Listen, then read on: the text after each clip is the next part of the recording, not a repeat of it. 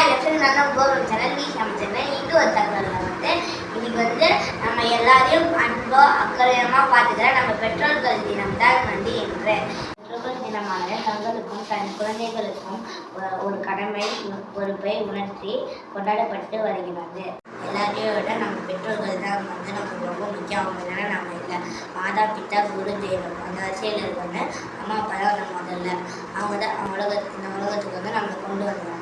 அப்புறம் குரு நம்மளுக்குள்ளே இருக்கிற எங்களுக்குள்ளே இருக்கிற தனித்திறமையை வெளிப்படுத்தி அவங்களே இப்படி சமுதாயத்தில் ஒரு நல்ல மனுஷனாக ஆக்கிக்கிறாங்க. அடுத்து தெய்வத்தை நம்மளால நேரில் பார்க்க முடியாது. அதனால நம்ம பெற்றோர்கள் மூலியமாக தான் நம்ம தெய்வத்தை பார்த்துட்டு கணக்கின சிறிதும் வாழாமல் தன் வாழ்நாள் முழுவதும் தன் குழந்தைக்காகவே வாழ்ந்த அனைத்தர்களுக்கும் எனது இனிய பெற்றோர்கள் நல்வாழ்த்துக்கள். எனக்குள்ள தன்னம்பிக்கை கொடுத்து அன்பா அக்கறையாக பார்த்துக்கிற என்னோட அப்பா அம்மாவுக்கும் என்னோட இனிய பெற்றோர்கள் தின நல்வாழ்த்துக்கள்.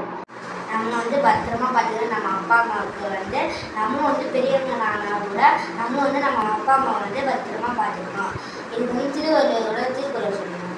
ஈன்ற பொழுதில் பெருத்துவதற்கும் தன் மகனை சான்றோர் நினைக்கிற தாய் மற்றும் இயற்கை வள பாதுகாப்பு நாள் என்று இந்த நாளில் நம்ம இயற்கையை நம்ம பாதுகாக்கணும். மரங்களை வெட்டாமல் நம்ம மரங்களை வெட்டக்கூடாது.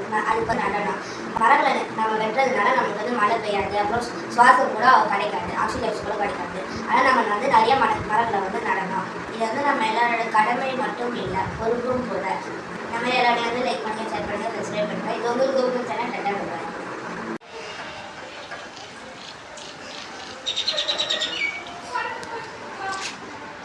ஹாய் ஃப்ரெண்ட்ஸ், நாங்கள் கௌரவம் சேனல் இன்னைக்கு இதான் ஃப்ரெண்ட்ஸ் என்னோட அப்பா கிளாஸ். ஹாய் ஃப்ரெண்ட்ஸ், கௌரவம் சேனல் இன்னைக்கு நான் அப்பா கிளாஸ் முடிச்சுட்டு அப்படியே சிலம்பு வந்தேன் ஃப்ரெண்ட்ஸ். இதில் என்னோட ஃபேஸ் இருக்கும்